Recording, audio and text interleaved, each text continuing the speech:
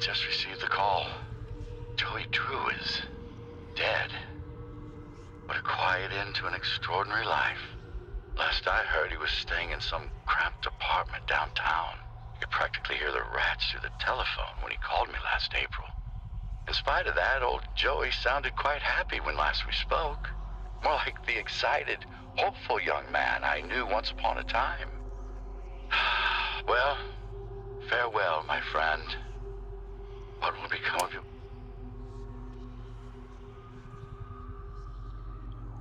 Double quota, that Mr. Flynn says.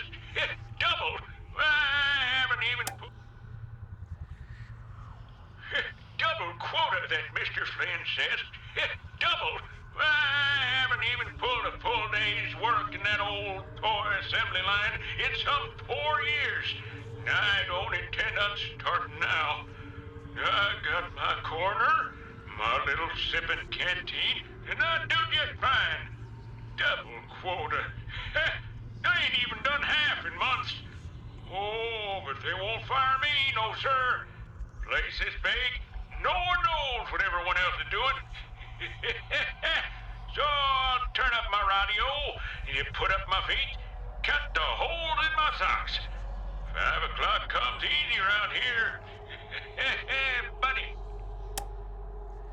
Yeah, so those Gent Corporation boys are kind of strange. Every time I come back to work, they put in even more of their pointless gadgets. Last week, they built some kind of, I don't know, electrical towers over near Animation Alley. This week, they added security codes for opening doors. Jeez, what kind of work do they think we do here anyways? Last I checked, we make toys and silly cartoons. This ain't Fort Knox, you know what I mean?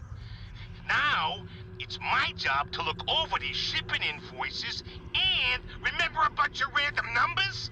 Yeah, no freaking thank you! I'm just gonna record the door code here so I don't forget it. Alright. The code is 451. 451. And if Mr. Drew or Mr. Gray asks, you didn't hear it from me, okay?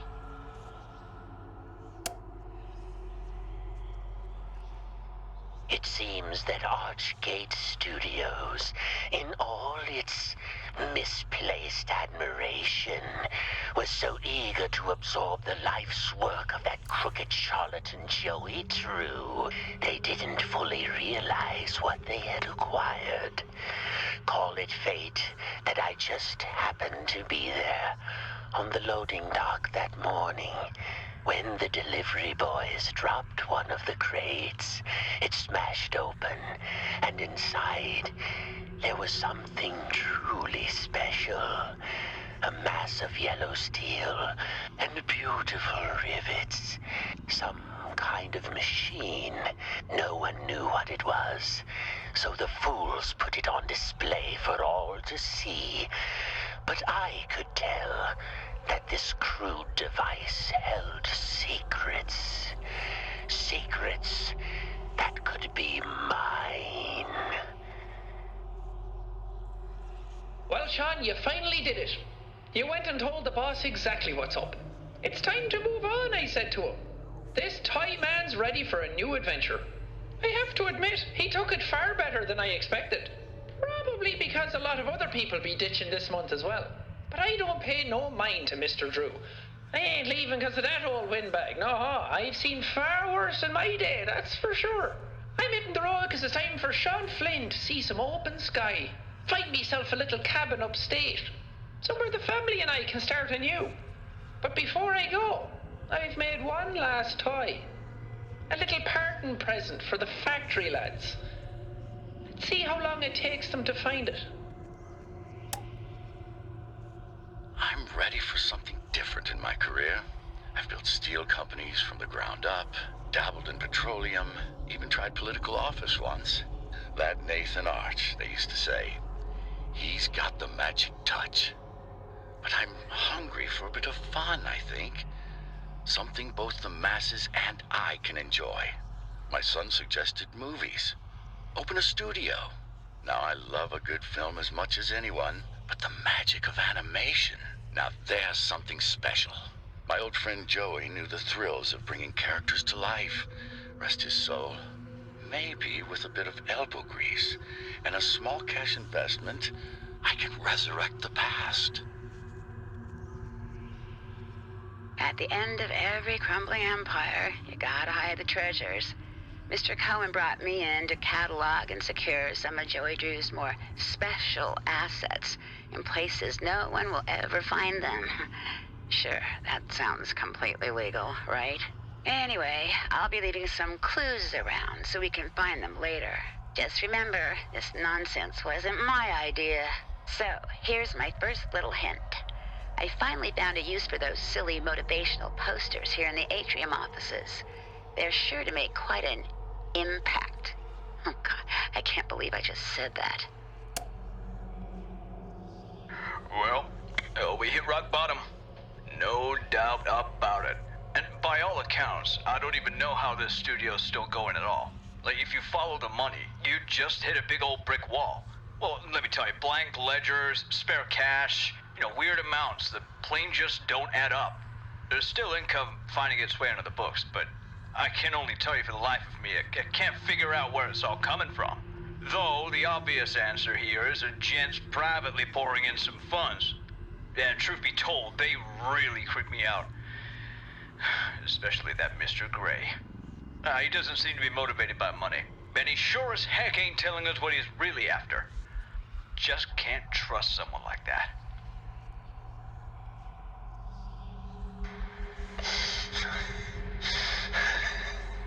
When you animate, it's so much more than just motion. It's a way of life, an art, a passion. Each tiny movement is an emotional trigger to the audience. Get it wrong, and you will lose them. You must live the characters and to draw them. You must feel the motions in your mind. Act them out around your room. Today, I'm a clock, a dancing timekeeper. Tick-tock, tick-tock, tick-tock. Watch my movements. See my frames of animation. I have so many characters to animate yet. Thousands of frames to go. But for now, I'm just a clock. Tick-tock, tick-tock.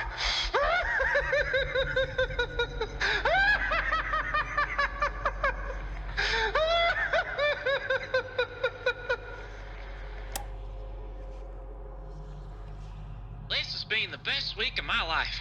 For once, we don't have Mr. Drew hanging over our shoulders. He ain't even stopped by at all. I'm turning out so many frames of animation, I can't even keep up with myself. Now, the only thing bothering me is that freak 2 desks over. Recent hire. Real weirdo. He keeps trying to show me some pictures he's been drawing. I tell you, this place has a curse. It's not one thing stopping you from getting things done. It's another.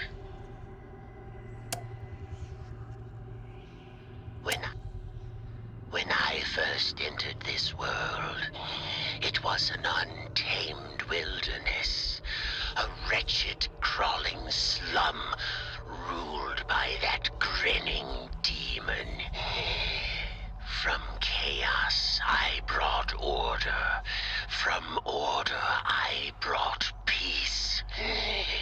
Once you cut the head from the snake bleeds out quietly onto the ground.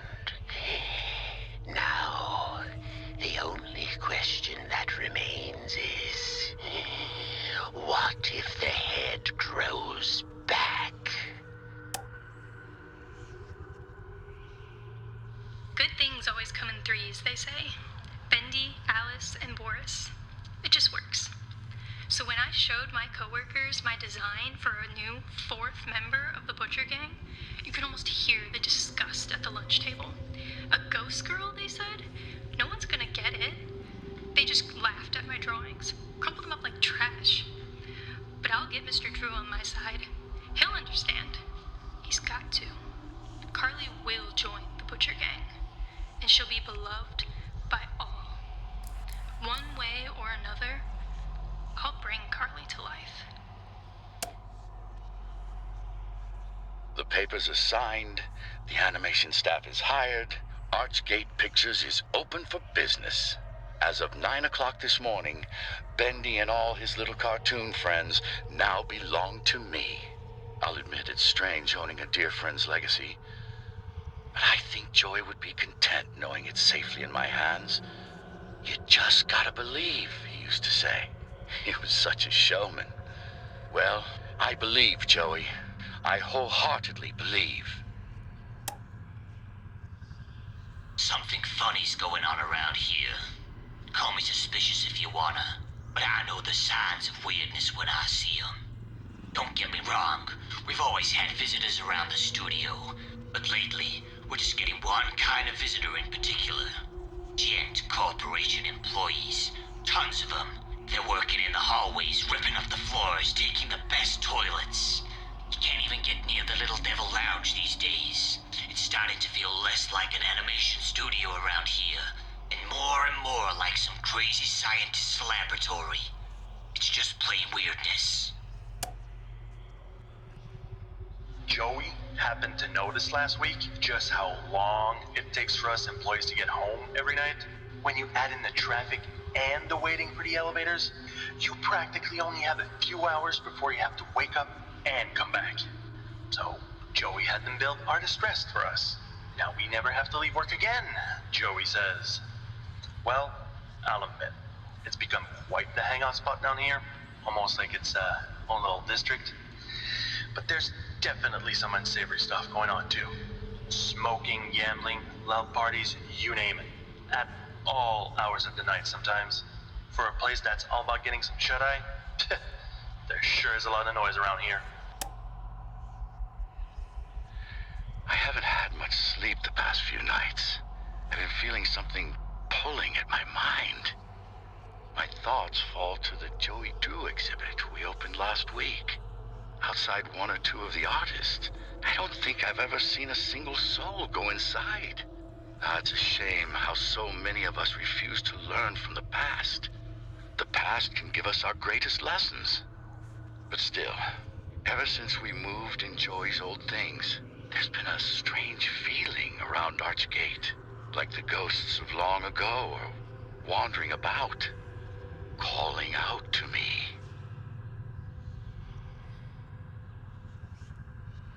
I'm a fan of darkness.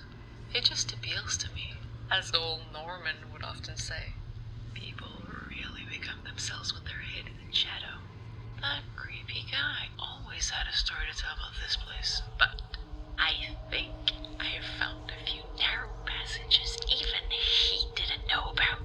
I can watch, I can listen, I can even steal, and no one ever sees me.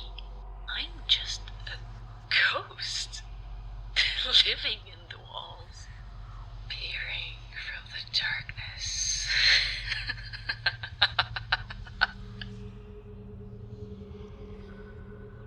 You gotta follow your inspirations when you're a musician. Stick to what you know works. But when they built the new studio buildings, they all but filled in my office down in the old sewers. Turns out, I've gotten so accustomed to working in those disgusting conditions that now if my office doesn't stink, the lyrics I write do. So when Jen started digging their massive utility shaft between their place and ours, I knew it'd be just the right spot for me to move in.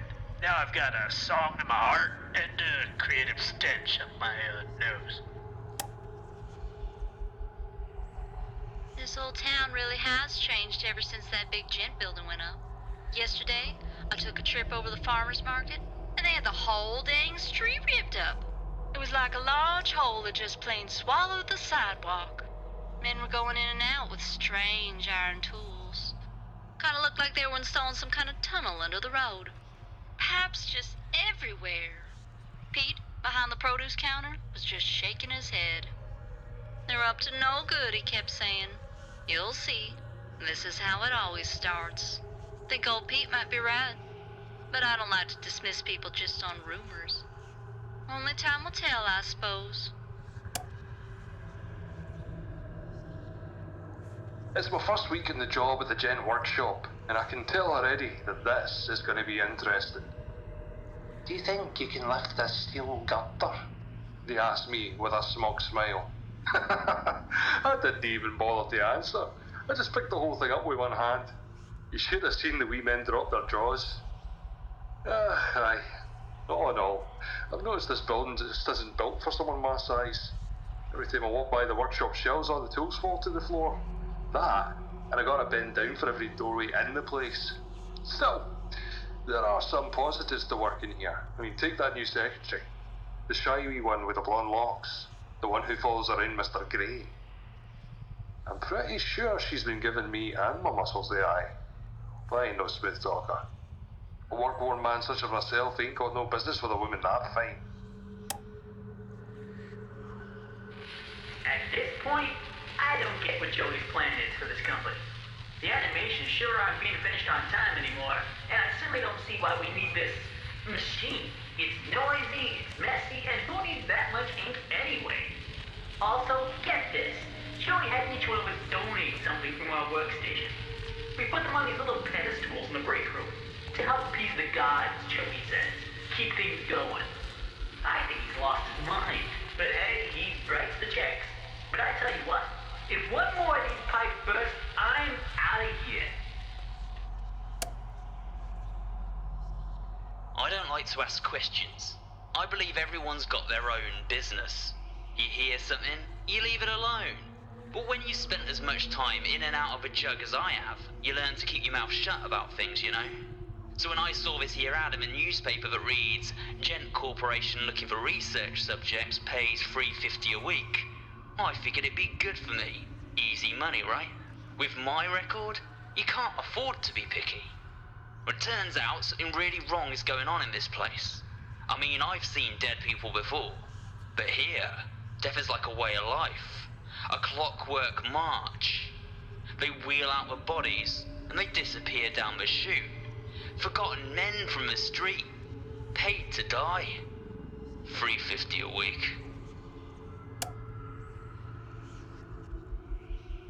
Experiment 13. The ink demon is successfully sedated for transport. Laboratory 9 is prepared for arrival at the receiving bay. Be advised that sedation will not last long. Termination must commence immediately upon reception. Wilson will expect a detailed report of the creature's demise.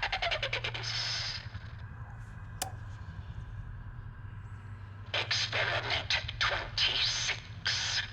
Frequent delays due to the ink demon's refusal to terminate. Keepers have administered quarter-hourly sessions of physical tortures and surgical invasions to wear down his powers. All of these efforts have been ultimately unsuccessful. A new method of control must be devised. Termination impossible. Experiment 44. We have successfully pressed the ink demon into the form designated as Bendy. He is smaller in size and harmless in this more timid state. His powers are also greatly reduced. Using links of steel wire to cut into the side of his body, he now registers emotional responses. There were tears of ink documented, screams of pain,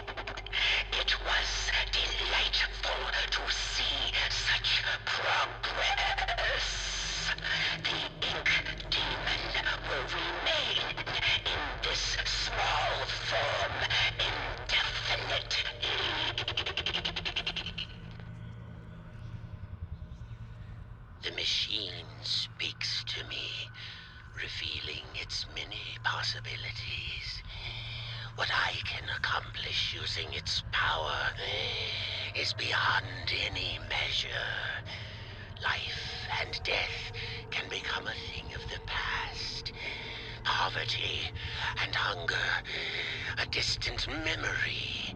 I can remake the world anew. But does the world deserve such a gift? For now, I have bigger matters at hand. A man in a black coat came asking at the front desk about the machine. Said he was from the Gent Corporation. Fortunately, the receptionist knew nothing, and he left quietly. Later, I found his name on the sign-in form. Mr. Alan Gray.